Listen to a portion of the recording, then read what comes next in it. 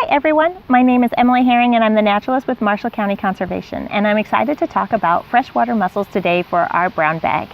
Freshwater mussels are very interesting creatures that live in our waters here in Iowa. We have lots of different species and many of them are in trouble due to poor water quality or habitat loss. So we'll talk a little bit about that today. We'll also talk about their interesting life cycle as well as the history of mussels in Iowa. So I hope you enjoy learning about these creatures that we commonly find on our shoreline and overlook, because I think you too will become fascinated with them. So if you've ever been out with me on the river or have found a mussel with me, you will be quick to be corrected if you call them a clam. A lot of people call them clams, but they are not clams. And there are a few things that you can use, some identification factors that you can use to be able to know the difference between mussels and clams. Here in Iowa, one of the biggest things that you can use is the fact that mussels are usually pretty large. They do start off small and grow bigger and bigger and bigger, but if they're bigger than your fingernail, then they're probably a mussel, whereas clams are actually smaller. Mussels are asymmetrical, which means that they're not even. They're not, if you cut them in half, they don't mirror each other's side, where clams tend to be more symmetrical. And they have a little bit more complex shells. Clam shells are pretty plain Jane, not very exciting, whereas mussel shells have ridges, succuluses, bumps, and waves. And so you can definitely see a little bit more character in a mussel shell versus a clam shell. So when we look at mussels and clams, they are different species. And if you find a shell on the ground, more than likely, if it's large, it's a mussel. And if it's small and pretty boring, then you're looking at a clam. So mussels have a really interesting and complex life cycle. So to start off with, male and female mussels have to be kind of in the same vicinity in a river or lake where they are living. The females are inflated, which means they're a little bit thicker, and they have special holding areas in their body that hold the eggs that are unfertilized. The males then release the sperm into the water, and the females pull those in through their siphon. Once those eggs are fertilized, they become young called glaucidia.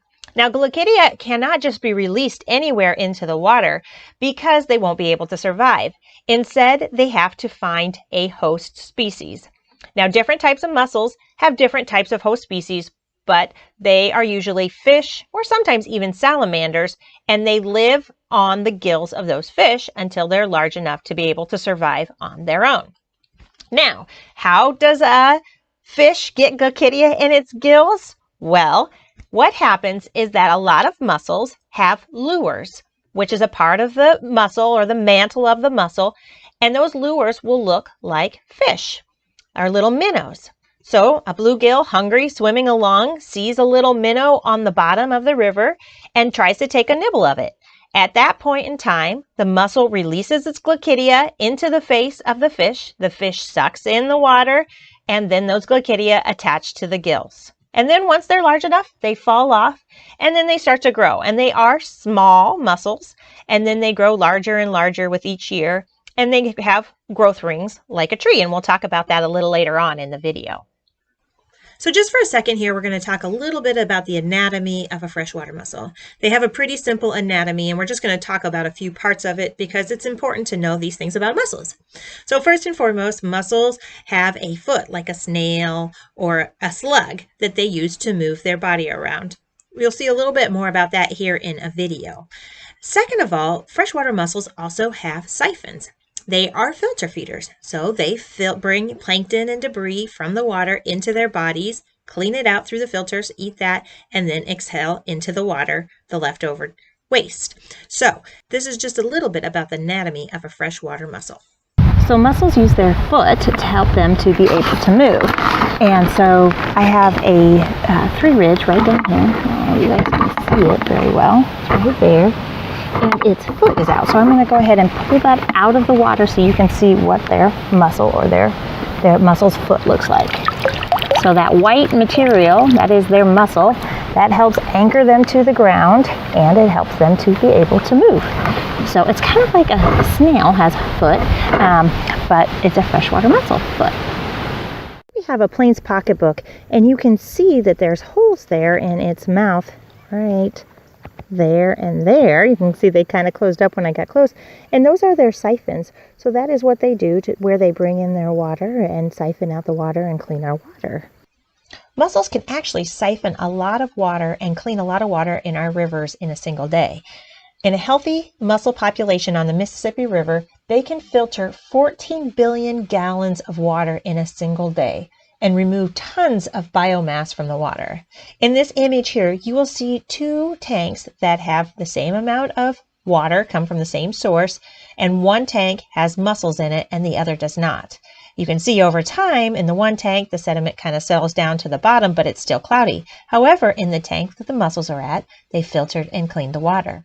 So mussels have a very important role in helping keep our waters clean. Mussels also have an amazing history here in Iowa. To start with, mussels have been around for over 245 million years. Obviously, they've changed over those times, but they have been a part of our history for a long period of time. Before Europeans came to Iowa, Native Americans also used mussels for food as well as for tools, including these fishing lures that were probably used in the wintertime and were carved out of freshwater mussel shells.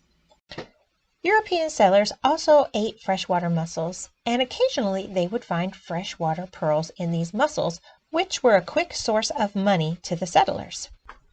Thus began the craze of pollywogging and the decreased population of mussels in the Midwest on the Mississippi River. Pollywogging is the search for mussels in the river. People were searching for the pearls and oftentimes would kill millions of mussels to find a single pearl. In the 1980s, a man by the name of John Buppel, a button maker from Germany, arrived in the United States wanting to start a new life. He believed in protecting the secrets of the trade, and after traveling through the United States, he found his way to Muscatine, Iowa, where there were vast beds of thick shells perfect for making buttons.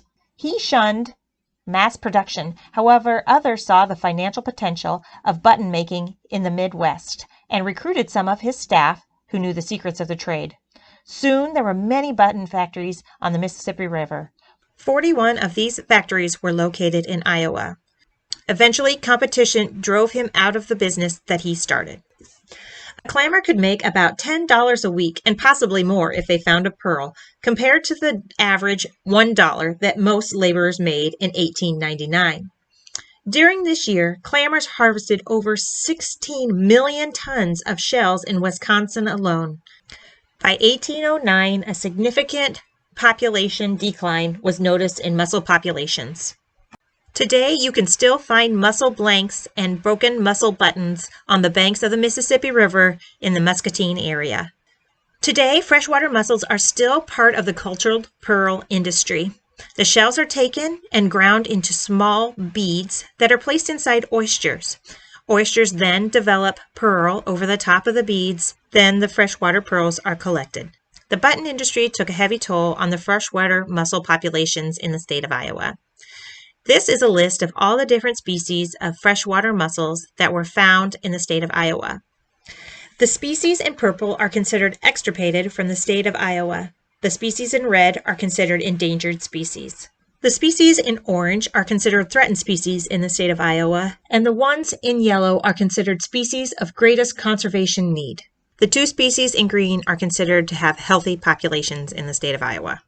Now let's head outside and see which of these species we can find.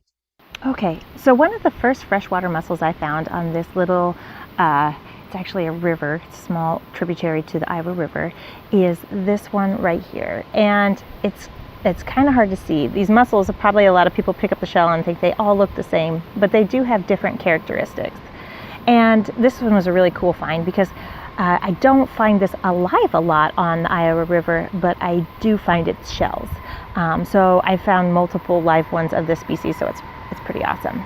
This is called a three ridge, and you can kind of see it's got 1, 2, 3 ridges, just like its name says. And this mussel, let's see, the 1, 2, 3 has a dark shell, and they could get quite large.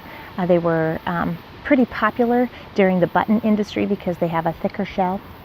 And they are their host fish include crappies and bluegill and channel cat, things like that.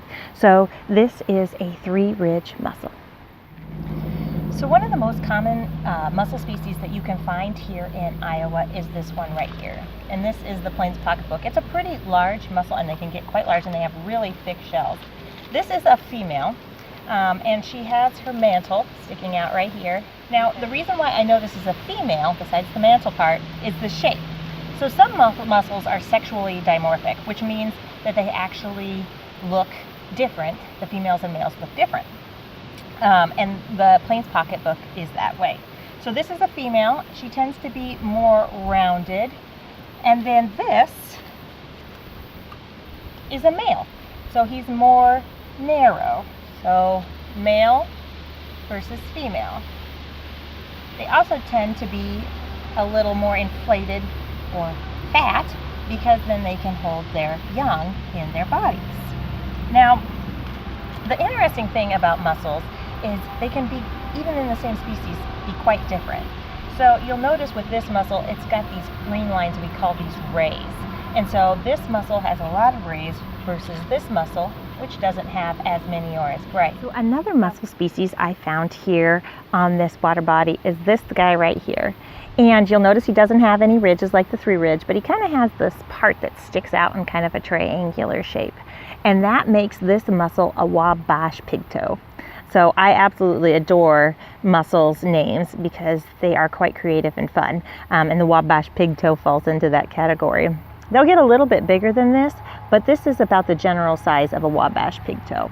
Out on the Iowa River and doing some paddling, and I wanted to find some different mussel species, and this is a new species that I have yet to show you.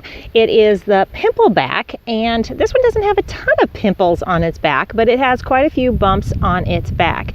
The Iowa River has great diversity when it comes to mussels, and so this one is a less common one, but we can find its shells often empty on the river. This is a really cool one too because you can see these really dark brown rings, so you can see the age rings. So just like a tree has growth rings, so does a mussel. So I counted these to about right here, and there was 13 of them, and then I'm guessing there's at least another 10 there. So this mussel is easily over 20 years old.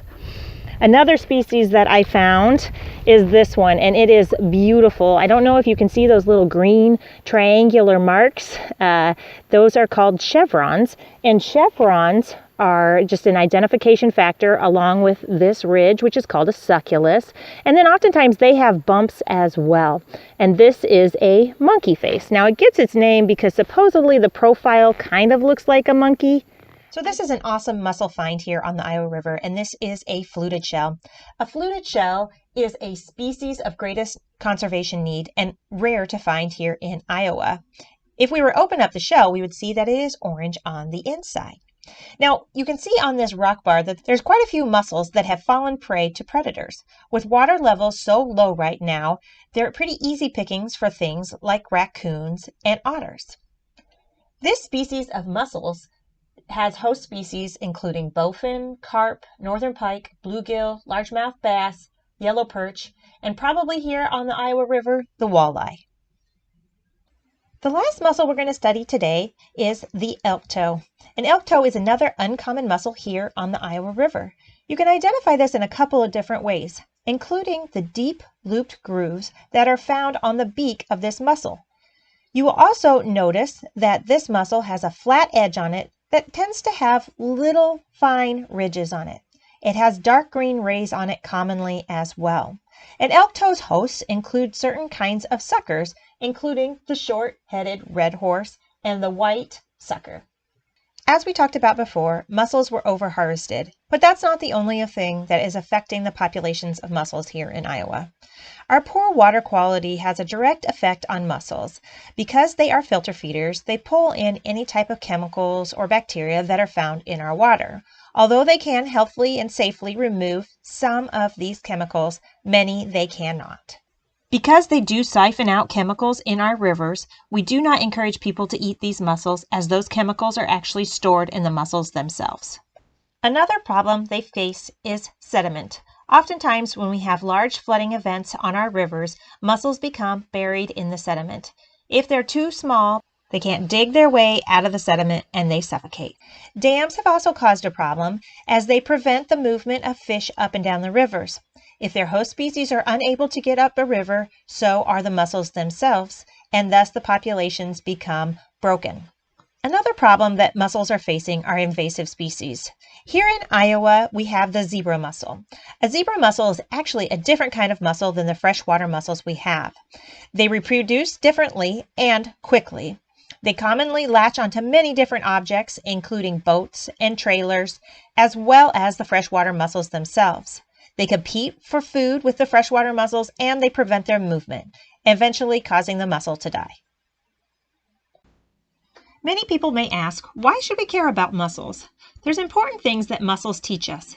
One, we often call mussels canaries of the deep. This means that they represent whether or not the water and the habitat is healthy. When we start to see mussel loss, we know that something is wrong with our waters. They also provide microhabitats, whether that's a dead shell that's been flipped over and provides home for caddisflies and other aquatic larvae, or if their shell themselves, when they are alive, have other aquatic invertebrates attached to them. They are an important part of the food chain. They themselves remove the plankton from the rivers and small particles of food that then are turned into energy and give larger animals like mink, otter, and raccoons a source of food. So they take the small food and turn it into large food for bigger animals. As we talked about before, they clean large quantities of water in our rivers. They also help secure the structure of the river's bed. A large mature mussel bed can hold sediment and rocks in place and help prevent the erosion of the riverbed.